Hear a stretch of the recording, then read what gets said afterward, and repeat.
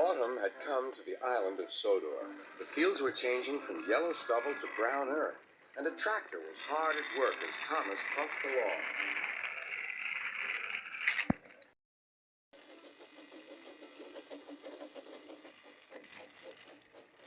Later, Thomas saw the tractor close by. "Hello," said the tractor. "I'm Terence. I'm plowing."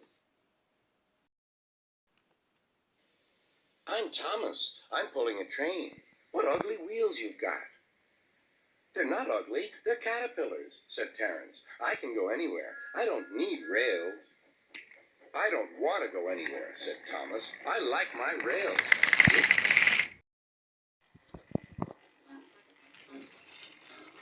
Winter came with dark clouds full of snow.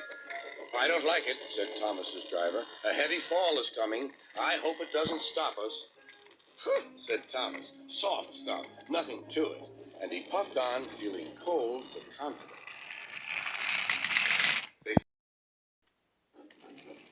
They finished their journey safely, but by now the country was covered. "You'll need your snowplow for the next journey, Thomas," said his driver. "Huh! Snow is silly, soft stuff. It won't stop me."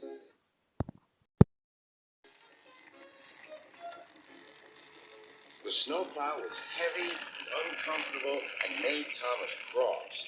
He shook it, banged it, and when they got back, it was so damaged that the driver had to take it off.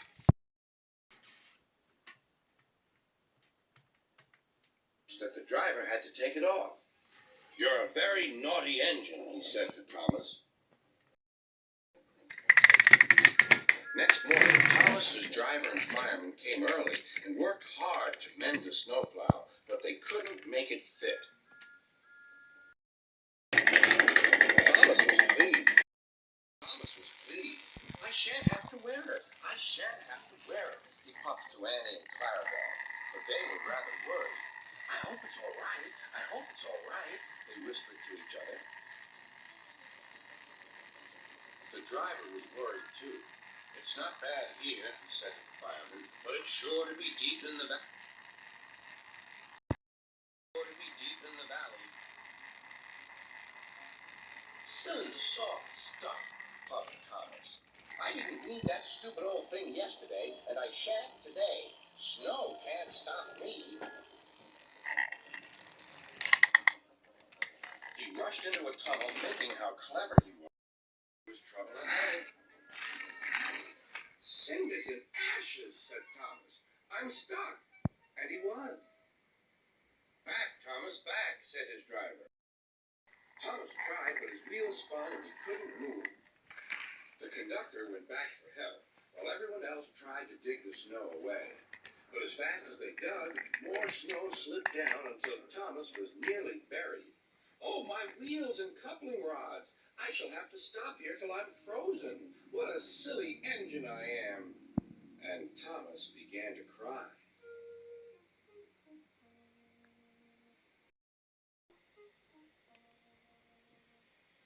At last a bus came to rescue the passengers.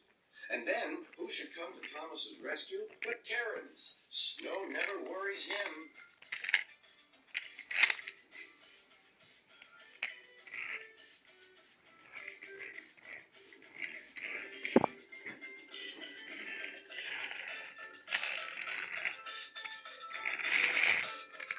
He pulled the empty coaches away, then came back to Thomas. Thomas's wheels were clear, but still spun when he tried to move. Terence tugged and slipped.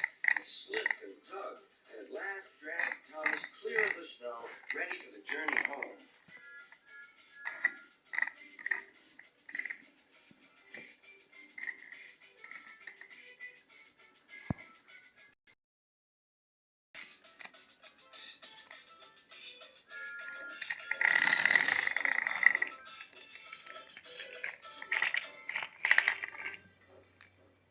"Oh, thank you, Terence. Your caterpillars are splendid," said Thomas. "I hope you'll be sensible now, Thomas," said his driver. "I'll try," said Thomas, and he puffed slowly away.